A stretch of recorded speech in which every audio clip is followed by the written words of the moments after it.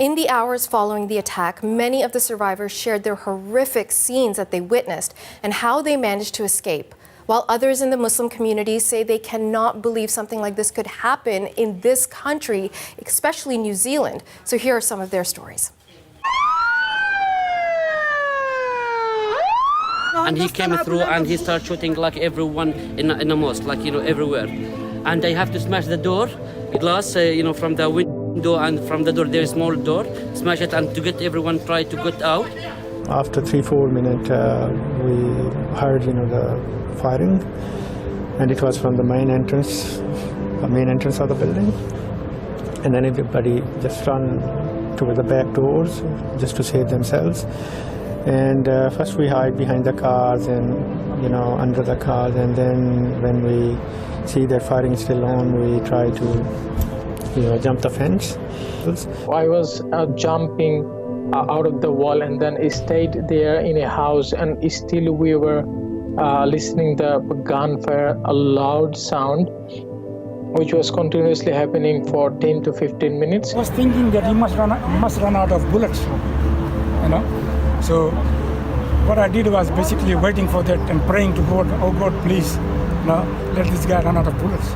You don't think something like this could happen in New Zealand? Well, in Christchurch of all places, we're such a small community, we're so kind and loving, so I just don't understand why someone would hurt us like this and in such a way, just like an animal. Like, why would you treat us like that? We've done nothing wrong to you. And what terrifies me is that there's people out there that are enjoying this, or they're okay with this and they support this, and it pushes their cause even more, and I'm really scared for our future. I'm terrified. I don't know if I'm going to be feeling safe walking by myself wearing my headscarf, and I've never felt that way.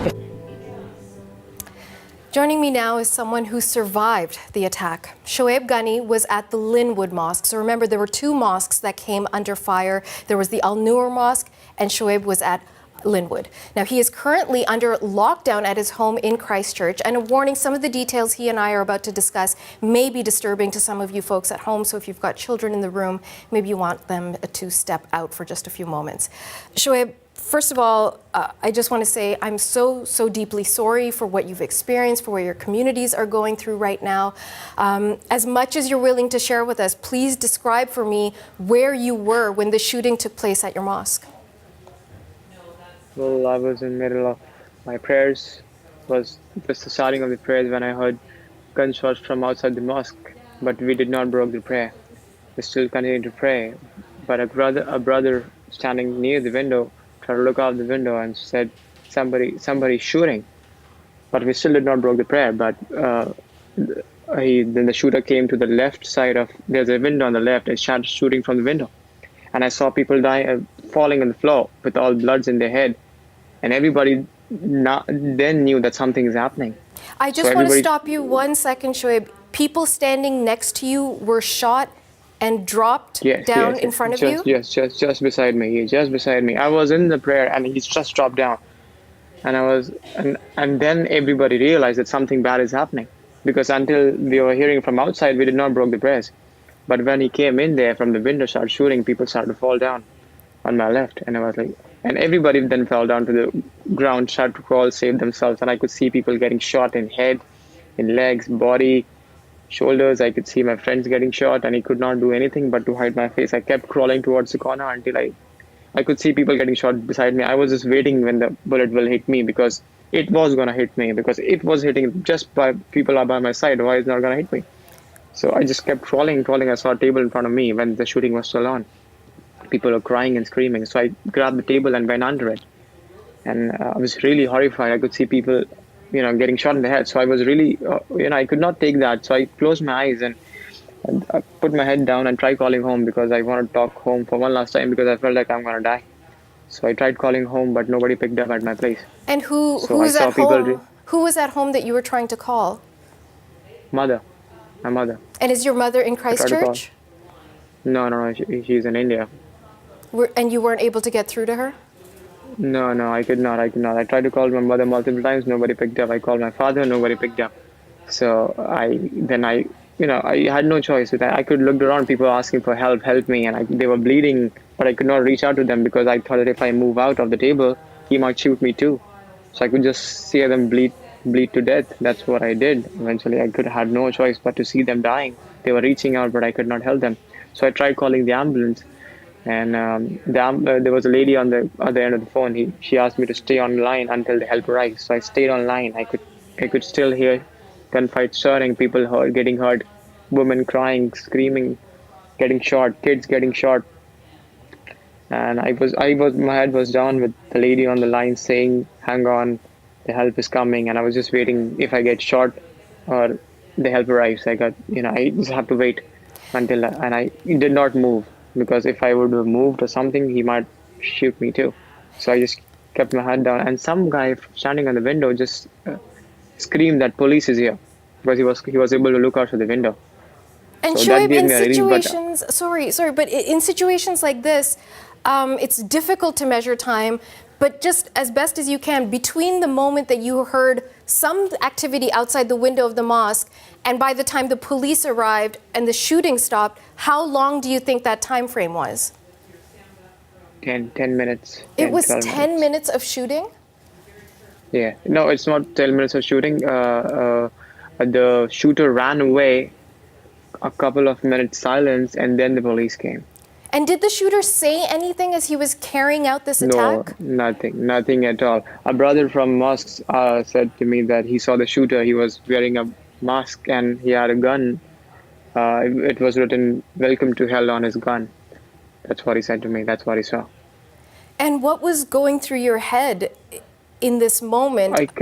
You always think of these moments as how heroic you can act when these things come, but nothing, you can't do anything at all. You just can see people dying in front of you and you try to save yourself.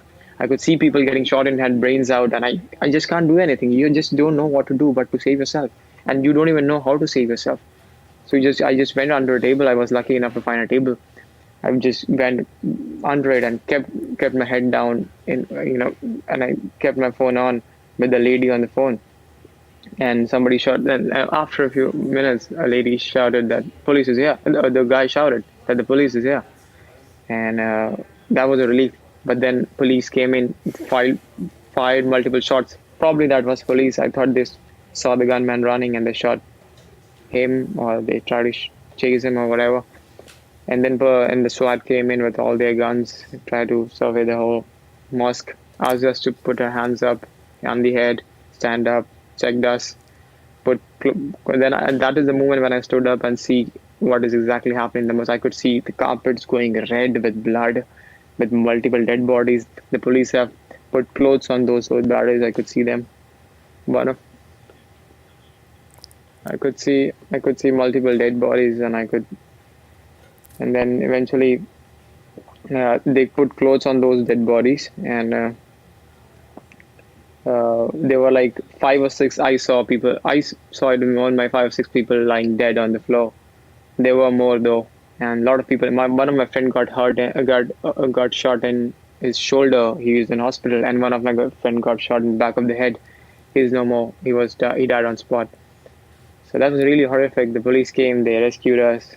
They walked us through the mosque towards a dairy across the road, and we stayed in the dairy for 30 minutes. And I saw people crying for their husbands or their kids. They could not find them, or they are left in the mosque. They are hurt. They cannot move. The police was doing everything they can to tell them that they are safe or anything. But we all knew what happened, so everybody had an idea that if they are not here, then where they are, they must be really bad, hurt or dead. So Shoaib, eventually they took her. How are you feeling now? It's still a day. It's horrific. just I cannot been a sleep day. or eat. Yeah. You can't sleep or eat. I just can hear headshots. I tried to sleep last night, but I could not. I just stayed up all night. I just stayed up all night and just waited. I could not do anything but to call home. My father wants me to sleep because it's important, but I cannot. I just cannot explain you how I feel right now. I could still hear gunshots. I could still feel them, me lying on the floor, waiting for the bullet to hit me. But it did not, luckily. I kept checking my body, like where am I hurt. How long have you been living in New Zealand and in Christchurch? I arrived in July 2018. I'm a construction management student. And it's not even a year since I'm in Christchurch. I chose Christchurch because it's so peaceful. Never heard anything in New Zealand. Never saw this coming. I never thought this would happen in Christchurch. That too, because Muslims are so minority in Christchurch. So I never thought that if anyone were attacked, why would it be Christchurch? It's so less people. Okay. But things happens.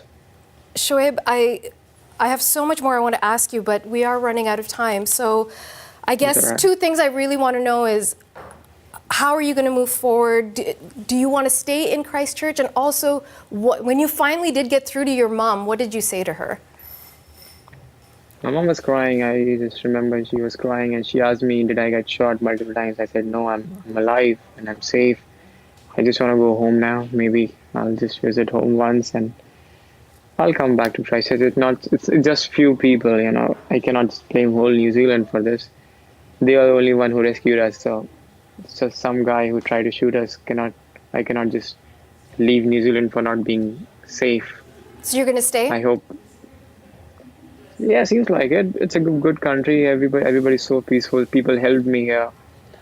Just one guy tried to kill me doesn't mean everybody's bad, you know. So I can come back here and live with hope that nothing happens in the future. Okay. That's all I could do. Well, mosques are closed, so. Listen, stay home. Shoaib, let's leave it on that wonderful sentiment of hope. I am so deeply sorry for what you've gone through. I'm so sorry that you've lost friends. And I know that everyone, every decent human being on this planet shares their support and love and sympathies with what your communities have gone through. So thank you for making time for us. I hope that things get better soon. I hope you get some sleep as well. So thanks for making time for us. Thank you so much. Thank you. Cheers. Shoaib Ghani is a survivor of the Linwood Mosque shooting. He joined me from Christchurch, New Zealand.